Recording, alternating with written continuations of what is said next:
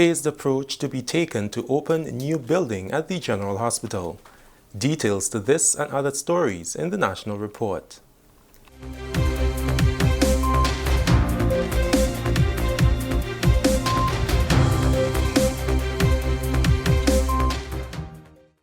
Welcome back. With the details to the news for Thursday, August 20th, 2020, I'm Delroy Lozan. A phased approach will be implemented to open the new building at the General Hospital. The building will be used for outpatient services including the laboratory, accident and emergency departments, pharmacy, outpatient department, dialysis services, and administration. The second floor will house the laboratory where PCR testing for COVID-19 will be conducted. Construction is still being done, however, the conference room is in use by staff.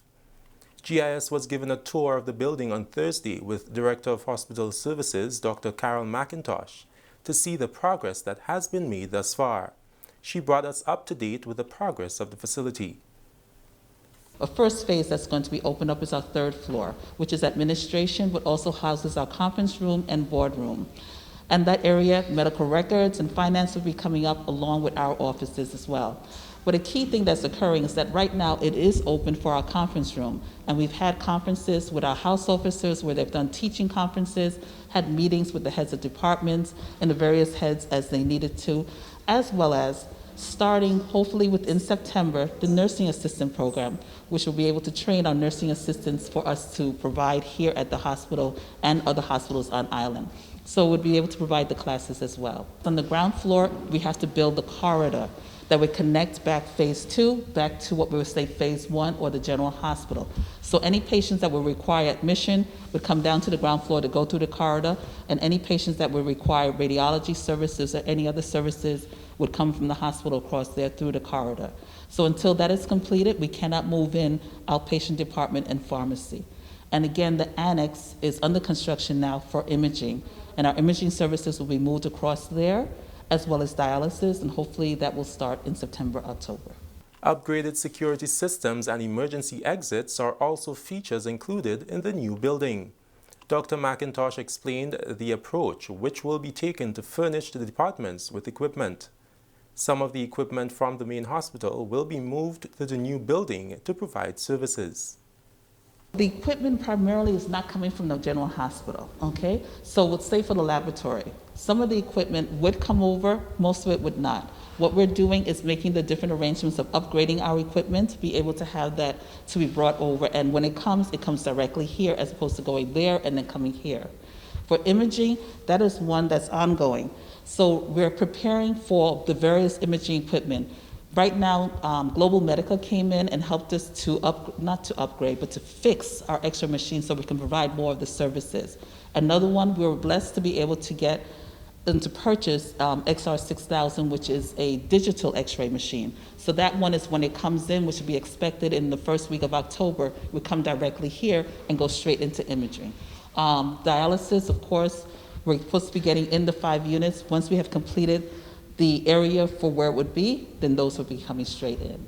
Continuing the news, remedial work on the Grenville bus terminal to reduce the level of flooding in the area is included in the Green Climate Fund Climate Smart City project.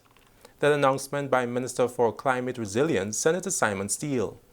He was making a presentation at Wednesday's sitting of the Senate in response to concerns from opposition Senator Tessa Sincere that the terminal was constructed in a flood-prone zone. The Green Climate Fund seeks to boost the country's resistance against climate change through projects and programs. In Grenada, the GCF projects include water management, proper land use, coastal zone management, and hazard mitigation, among others. The work that is taking place right now with the Green Climate Fund, with New York University, and the Climate Smart Cities program, which also looks at Grenville, recognizing the extreme climate vulnerabilities that exist there and some of the chronic issues, in addition to the St. George's area, is what they call a bathtub effect, where you have instances of high tides and extreme flooding from our watersheds. So you have water coming down, you have water coming in with nowhere to go, and extreme flooding, which we are seeing over and over, and it is only going to get worse.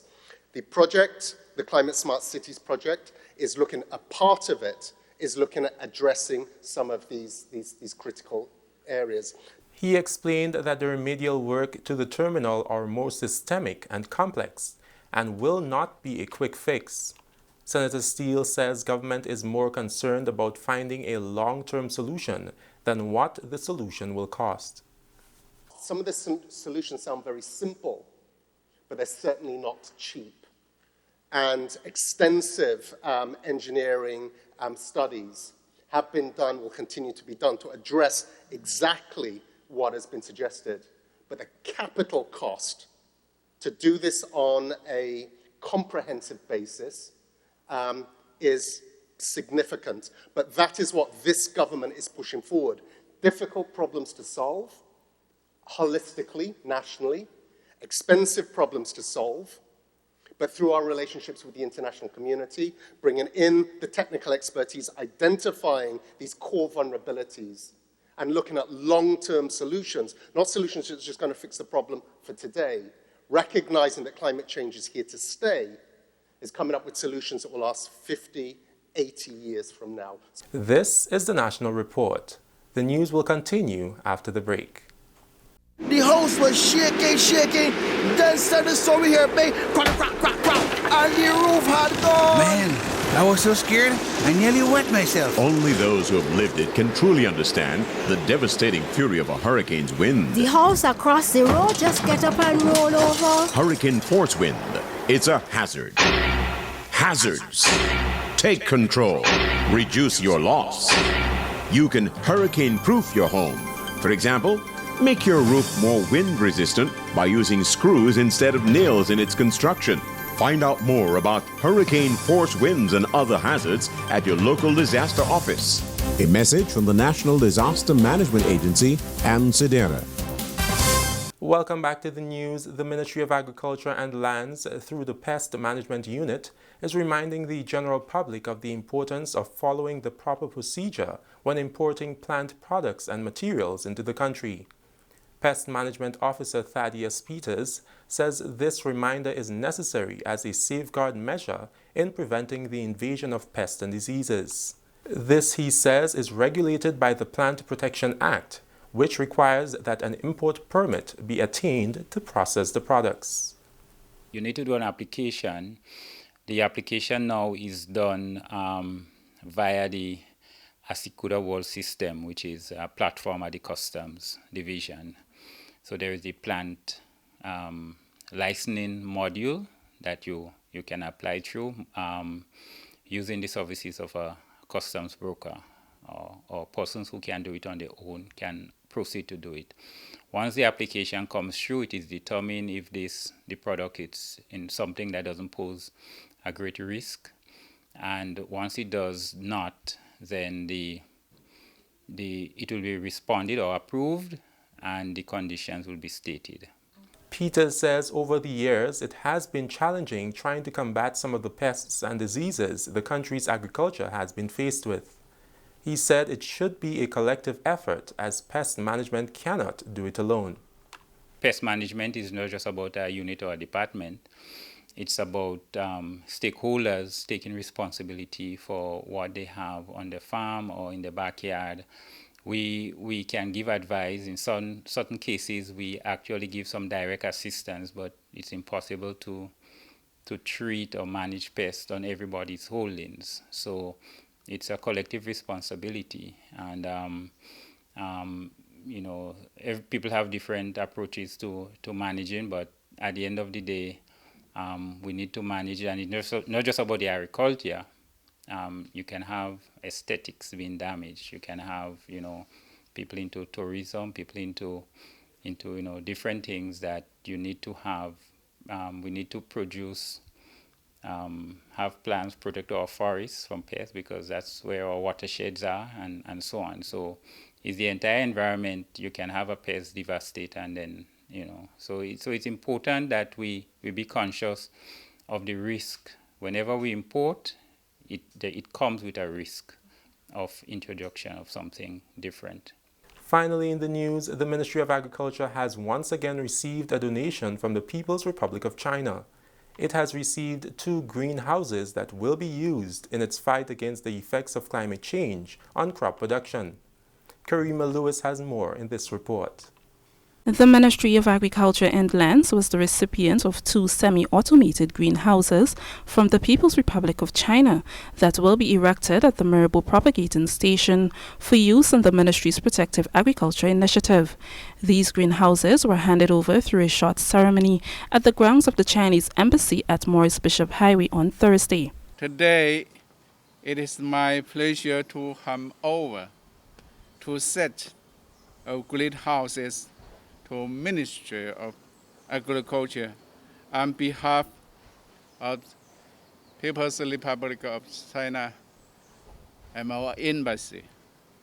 This is a part of China's assistance to Grenville agriculture sector since the outbreak of COVID-19. That was His Excellency Dr. Zhao Yongshen, Ambassador Extraordinary and Plenipotentiary of the People's Republic of China, giving brief remarks at the ceremony. Accepting on behalf of the ministry was Minister for Agriculture and Lands, Honorable Yulin Bean Horsford, who is optimistic of the productivity these greenhouses will contribute to within the sector.